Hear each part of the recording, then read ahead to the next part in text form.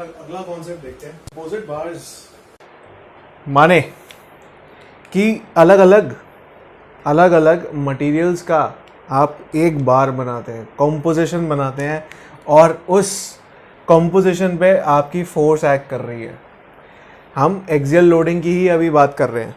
Let's say ये composite बार मैं यहाँ लेता हूँ, इसकी लेंथ है L। क्या है कि ये कंपोजिट बार आपको दिखाई देगा, ये एक बाहर ट्यूब स्ट्रक्चर है, एक बाहर ट्यूब है, मैंने एक सेक्शन X काटा, आपको बाहर ट्यूब दिखेगी और एक अंदर आपको रॉड दिख रही है।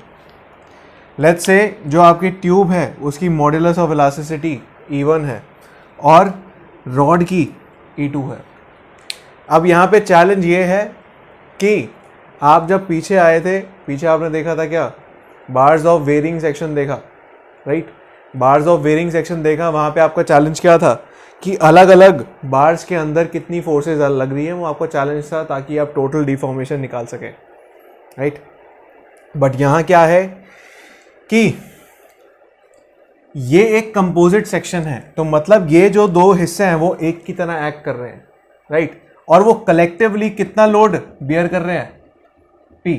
वहाँ पे इंडिविजुअली मैं निकाल रहा था, पर यहाँ पे कलेक्टिवली ये P लोड ले रहे हैं, राइट? यहाँ पे कलेक्टिवली ये P लोड ले रहे हैं।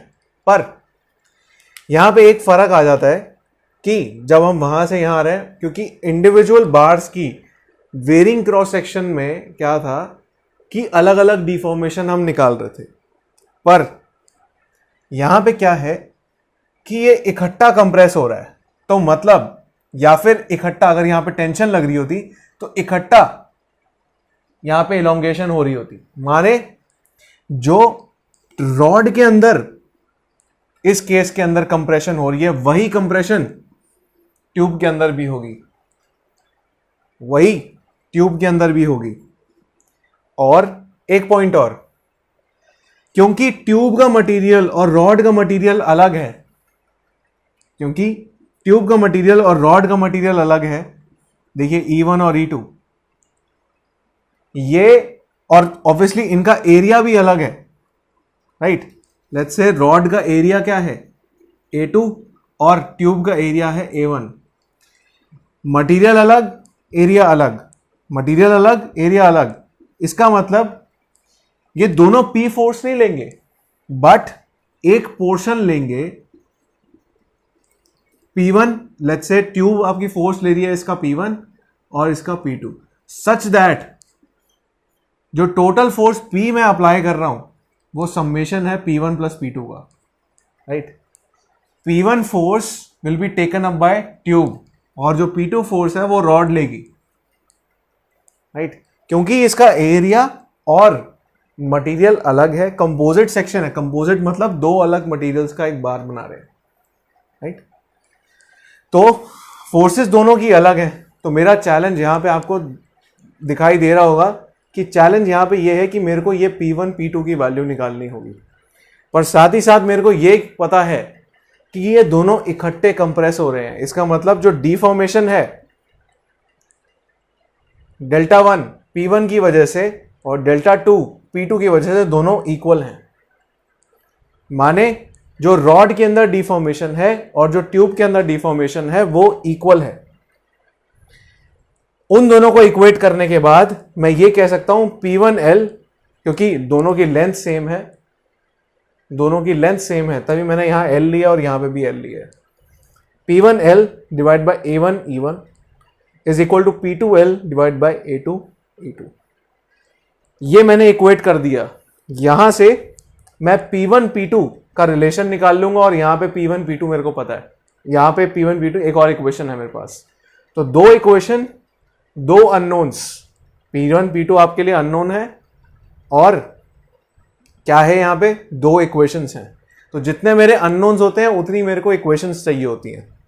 तो A और B इक्वेशन से मैं P1 और P2 की वैल्यू निकाल लूंगा, राइट? और जब मेरे को P1 P2 की वैल्यू पता चल गई, उससे मैं इंडिविजुअली डिफॉर्मेशन की वैल्यू भी निकाल सकता हूं। मैंने सिंपल क्या करा, इधर डेल्टा 1 में मैंने P1 P2 या दोनों में से कोई भी एक लिया और इसमें मैंने डाल दिया और डेल्टा 1 की वैल्यू निकाल ली, वही वैल्यू डेल्टा 2 की भी होगी, वही वैल्यू डेल्टा 2 की भी होगी, बिकॉज दोनों में डिफॉर्मेशन सेम है। तो इससे मैंने क्या करा, पूरा अपना सवाल सॉल्व कर लिया, राइट। ये एकदम ओवरव्यू है आपके पूरे सवाल का, सवाल इसी में से ही बनेगा, कंपोजिट सेक्शन का सवाल इसी में से ही बनेगा, राइट। ये ओवरव्यू है। कंपोजिट बार क्या है, दो अलग अलग मटेरियल, दो अलग अलग एरिया मिला के एक बार बन रहा है, और टोटल फोर्स दोनों में आपस में शेयर होगी, राइट, शेयर हो रही है फोर्स। पर मेरा चैलेंज है P1 और P2 को पहले निकालना, जो इंडिविजुअल फोर्सेस डेवलप हो रही हैं, और साथ साथ मेरे को पता है कि दोनों में डिफॉर्मेशन सेम है, तो मेरे पास दो इक्वेशन, दो अननोन, मैं निकाल लूंगा P1 P2 की वैल्यू, सिंपल, फाइनली मेरे पास डिफॉर्मेशन भी आ जाएगी। तो ये आपका सवाल है, राइट। आप इसको नोट डाउन कर लीजिए और एक छोटा सा सवाल कर लेते हैं इसके ऊपर। Please take a note of this. चलो अभी एक न्यूमेरिकल देखो यार। इस न्यूमेरिकल में कुछ नहीं है, वही सेक्शन लिया हमने कंपोजिट। बाकायदे उन्होंने ये बता दिया है कि जो ये बाहर की ट्यूब है, बाहर की जो ट्यूब है हमारी, ये वाली जो बाहर का ट्यूब सेक्शन है, उन्होंने उसको A2 लिया है सवाल में, सेकंड लिया हमने, पीछे हमने उसको 1 ले लिया था, पर कोई बात नहीं, हम उसको A2 ही ले लेते हैं, राइट। इसको हमने सेकंड सबस्क्रिप्ट दी है, जो दूसरे वाला है वो ट्यूब है, जिसका सेकंड सबस्क्रिप्ट है वो 2 है, और जिसका 1 सबस्क्रिप्ट है वो रॉड है, राइट। तो क्या कह रहा है कि बाहर का जो ट्यूब है वो कॉपर का है, और अंदर का जो रॉड है वो माइल्ड स्टील की है। तो दोनों के लिए उन्होंने हमें मॉड्यूलस ऑफ इलास्टिसिटी दिया हुआ है। अब हमें एरिया भी गिवन है, रॉड का क्रॉस सेक्शन एरिया हमें गिवन है, और हमें रॉड का क्रॉस सेक्शन एरिया भी गिवन है। सिंपल, हमें क्या करना है, इंडिविजुअल फोर्सेस निकालनी है, इंडिविजुअल फोर्सेस निकालनी है दोनों के अंदर। माने हमें क्या करना है, P1 और P2 की वैल्यू फाइंड आउट करनी है। हमारे लिए जो अननोन है वो सिंपल क्या है, P1 P2। हम कुछ नहीं करेंगे, हम सिंपल वही कॉन्सेप्ट को फॉलो करेंगे जो अभी हमने देखा। आप इसको पॉज करके नोट डाउन कर सकते हैं अगर करना चाहें तो। अब हमें पता है कि एक कंपोजिट सेक्शन के लिए जो टोटल लोड हम लगा रहे हैं, राइट, जो टोटल लोड हम लगा रहे हैं, ये 40 हमें टेंसाइल गिवन है। जो टोटल लोड हम लगा रहे हैं वो दोनों का सम्मेशन होगा, P should be equal to P1 plus P2, right. जो P1 है वो कॉरेस्पॉन्डिंग है किसके लिए, रॉड के लिए। P1 is force in rod, और जो P2 है वो ट्यूब के लिए है, राइट। साथ ही साथ हमें पता है दोनों के जो डिफॉर्मेशन है वो सेम है, delta 1 is equal to delta 2। इसको A ले लो, इस इक्वेशन को A ले लिया हमने। अब delta 1 P1 L divided by A1 E1, this is equal to P2 L A2 E2। ये आपकी इक्वेशन हो गई B, राइट। अब कुछ नहीं करेंगे, जो वैल्यूज हमें गिवन है हम उसको सब्स्टिट्यूट कर देंगे। हमारे पास दो इक्वेशन है और दो अननोन्स है, हमें क्या फाइंड आउट करना है, P1 P2। ये L L सेम है दोनों का, तो L से L कैंसिल आउट हो गया, तो P1 डिवाइडेड बाय 490.87 आपका A1 है, mm स्क्वायर, राइट, इनटू जो आपका E1 है वो है 2 × 10⁵ न्यूटन पर mm square. This is equal to P2। P2 आपकी value, P2 A2 is 255.25 multiplied by 1 × 10⁵। तो इससे मेरे पास P1 और P2 के बीच में रिलेशन आ गया, और मुझे पता है कि ये P की वैल्यू क्या है, 40। लेट्स से आपकी ये इक्वेशन B' हो गई, और ये मेरे पास P1 P2 का आ गया रिलेशन, यहाँ पे P1 P2 का रिलेशन आ गया, और यहाँ पे मैंने क्या किया, दूसरी इक्वेशन लिख दी, P1 plus P2 is equal to 40, ये मेरी हो गई a dash. So from a dash and b dash I can find out the value of P1 and P2.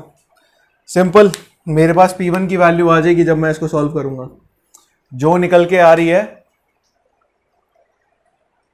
31.749 kilo Newton. 31.749 kilo Newton. और जो आपकी P2 की वैल्यू निकल के आ रही है वो है 8.254 किलो न्यूटन. राइट, सिंपल है, कुछ ज्यादा कॉम्प्लिकेटेड नहीं है. दो इक्वेशन, दो अननोन, निकाल लिया. राइट, बकायदे हमें ये पता होना चाहिए. राइट, ये कॉन्सेप्ट है हमारा यहाँ पे कि कंपोजिट सेक्शन में डिफॉर्मेशंस दोनों के अंदर सेम होती है. राइट, तो सिंपल आप नोट डाउन कर लीजिए. ये आपको P1 P2 वैल्यू आ गई. और आपसे एक चीज सवाल में और पूछ सकता है कि इंडिविजुअली रॉड में कितना स्ट्रेस डेवलप होगा और ट्यूब में कितना स्ट्रेस डेवलप होगा.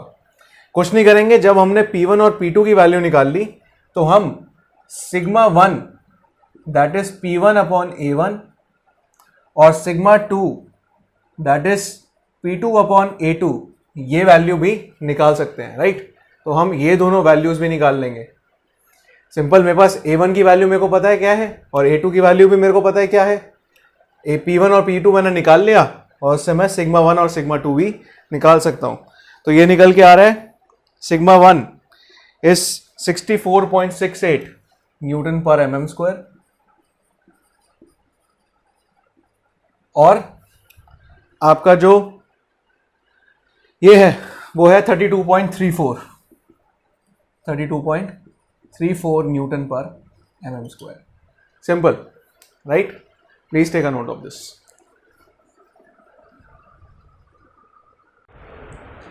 अब नेक्स्ट टॉपिक देखते हैं, temperature stresses in uniform bars. नाम में लिखा है जो स्ट्रेसेस डेवलप होंगे टेम्परेचर की वजह से. राइट, अब इसमें हम लोग कंसिडरेशन रखेंगे टेम्परेचर चेंज की. जब आपका जो मेंबर है या फिर कोई आप जो स्पेसिमेन आप कंसिडर कर रहे हैं वो सब्जेक्टेड होगा टेम्परेचर चेंज के, और उस टेम्परेचर चेंज की वजह से हम देखेंगे कि ऐसी कौन सी कंडीशन होगी कि जिसके अंदर हमारे स्पेसिमेन के अंदर स्ट्रेस डेवलप होगा. कंडीशन होगी, हमें ऐसी कंडीशन को देखना है जब टेम्परेचर चेंज की वजह से हमारे स्पेसिमेन के अंदर स्ट्रेस डेवलप होगा. अब यहाँ पे आपके सामने एक मेंबर दिखाई दे रहा है आपको. राइट, अब इस मेंबर को मैंने यहाँ से सपोर्ट दे रखा है और ये इस तरीके से रिलीज्ड है. अब इसका मैंने टेम्परेचर राइज किया कितने से, T डिग्री सेल्सियस से मैंने इसका टेम्परेचर इंक्रीज किया. वहां मत ध्यान देना, अभी उस जगह ध्यान मत देना, बस इसको ध्यान दो. T डिग्री सेल्सियस से मैंने उसका टेम्परेचर बढ़ाया. अब ये बार कुछ इस तरीके से है कि इसका क्रॉस सेक्शन एरिया हमें गिवन है और साथ ही साथ इसका मेरे को मॉड्यूलस ऑफ इलास्टिसिटी भी गिवन है. राइट, इसकी लेंथ L है. राइट, टेम्परेचर राइज होने की वजह से हमें पता है कि मटेरियल्स में एक्सपेंशन होती है. राइट, हमने अपनी स्कूल में पढ़ा है कि मटेरियल्स में एक्सपेंशन होती है. टेम्परेचर राइज की बात कर रहा हूं अभी मैं. राइट, फिर उसके बाद अगर फ्री एक्सपेंशन इसमें पॉसिबल है, माने मैंने इसको टेम्परेचर बढ़ाया और इसको फ्रीली ये एक्सपैंड कर सकता है, तो ये एक्सपेंशन की value delta, this delta will be equal to L alpha delta T. ये आपने पढ़ रखा है अपने मैकेनिक्स में. Right, this delta is equal to L alpha T. यहां पे अल्फा क्या है, alpha is coefficient of thermal expansion. जो अल्फा है वो एक तरीके से प्रॉपर्टी है मटेरियल की. This is material property. हर मटेरियल का अलग कोफिशिएंट ऑफ थर्मल एक्सपेंशन होता है. राइट, और इसका यूनिट होता है 1 अपॉन डिग्री सेल्सियस. 1/डिग्री सेल्सियस इन एसआई यूनिट, या फिर 1/केल्विन अगर आप सीजीएस कंसिडर करते हैं तो, राइट। तो यहां पे जब फ्री एक्सपेंशन पॉसिबल होगी इस स्पेसिमेन के अंदर, then no stresses will be developed. In the case of free expansion, no stresses will be developed, right. तो ये एक कंडीशन हो गई टेम्परेचर राइज की वजह से, कि इधर कोई स्ट्रेस डेवलप नहीं होगा जब एक्सपेंशन पॉसिबल होगी। अब एक और ही सेम लेंथ का मैं एक और स्पेसिमेन लेता हूं, पर यहां पे मैंने इसको एक और फिक्सिटी प्रोवाइड कर दी, यहां पे मैंने उसको फिक्स कर दिया।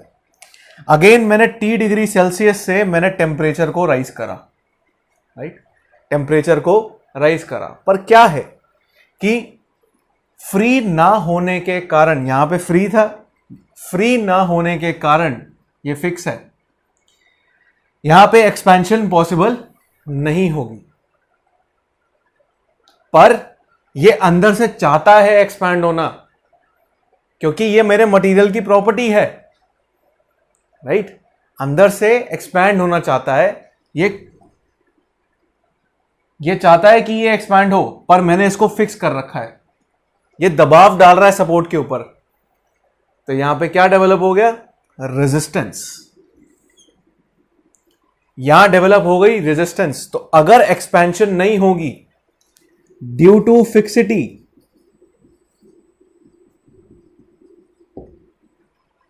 इसका मतलब रेजिस्टेंस है यहां पे, और हमें पता है जब भी रेजिस्टेंस होगी तब आपको क्या मिलेगा? स्ट्रेस मिलेगा। तो resistance corresponds to stress, so stress will be develop. पर कितना स्ट्रेस डेवलप होगा? उतना ही स्ट्रेस डेवलप होगा जो हमारी एक्सपेंशन डेल्टा को रिस्ट्रिक्ट करे, राइट। जितना हमारी डेल्टा एक्सपेंशन के लिए रिक्वायरमेंट होगी रिस्ट्रिक्ट करने की, उतना ही स्ट्रेस डेवलप होगा, राइट। अब उल्टा आ जाते हैं यहां पे।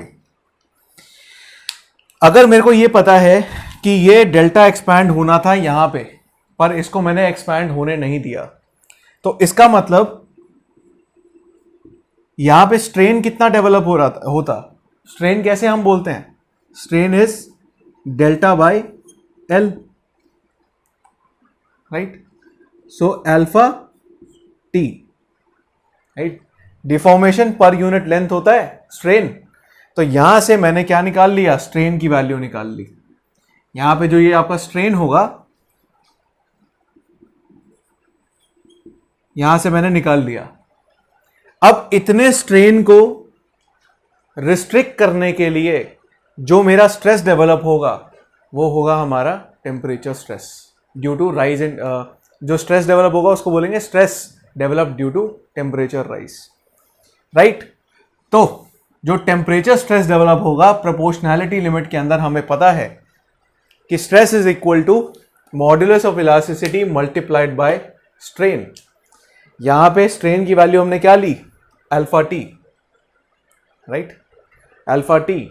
मॉड्यूलस ऑफ इलास्टिसिटी यहां पे हमें पता है मटेरियल का, लेट्स से यहां पे भी वही है, ये E1 नहीं है, E है, right. So temperature stresses will be equal to E alpha delta, E alpha T, right. तो ये आपका निकल के आ गया टेम्परेचर स्ट्रेस।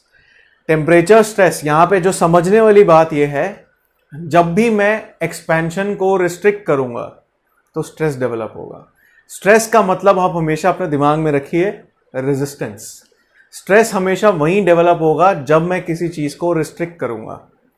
यहां पे जब हमने एक्सपेंशन को रिस्ट्रिक्ट किया, जब हमने एक्सपेंशन को रिस्ट्रिक्ट किया, तो उस एक्सपेंशन के कॉरेस्पॉन्डिंग जो स्ट्रेन डेवलप होता, उसके कॉरेस्पॉन्डिंग हमें जो स्ट्रेस मिलेगा वो हमारी कंसर्न है। तो वो है हमारा temperature stress due to rise in temperature. अभी हमने यहां पे बात करी कि टेम्परेचर राइज हो रहा है, टेम्परेचर राइज हो रहा है। नाउ सपोजिटली टेम्परेचर घट रहा होता तो मैं कुछ नहीं करता, एक्सपेंशन की जगह कॉन्ट्रैक्शन हो रही होती, एक्सपेंशन की जगह कॉन्ट्रैक्शन हो रही होती, बात वही होती, बट हमारा जो स्ट्रेस है उसका नेचर बदल जाता। अभी यहां पे कैसा नेचर बनेगा, क्योंकि ये एक्सपैंड होना चाह रहा है, क्योंकि ये एक्सपैंड होना चाह रहा है पर मैंने इसको रुकावट डाली है, तो यहां पे कंप्रेसिव स्ट्रेस डेवलप होगा। तो ये जो फोर्स डेवलप होगी यहां पे वो P होगा।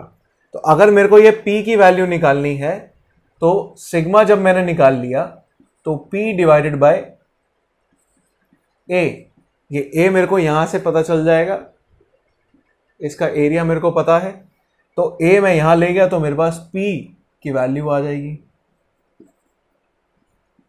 राइट। तो सिंपल है, ठीक है। तो एक्सपेंशन को जब मैंने रोकना था इस तरीके से रुकावट डाली तो वो कौन सा है, कंप्रेसिव एक्शन है। बट अगर टेम्परेचर कम हो रहा होता तो अंदर की तरफ जाता, तो वो मेरे को खींचना पड़ता उसको अपनी पोजीशन में रखने के लिए, राइट। तो वो क्या डेवलप हो रही है, टेंशन डेवलप होती है उस केस में, राइट। तो ये कॉन्सेप्ट है आपका टेम्परेचर स्ट्रेसेस का। अगर आपको इसको नोट डाउन करना है आप नोट डाउन कर सकते हैं।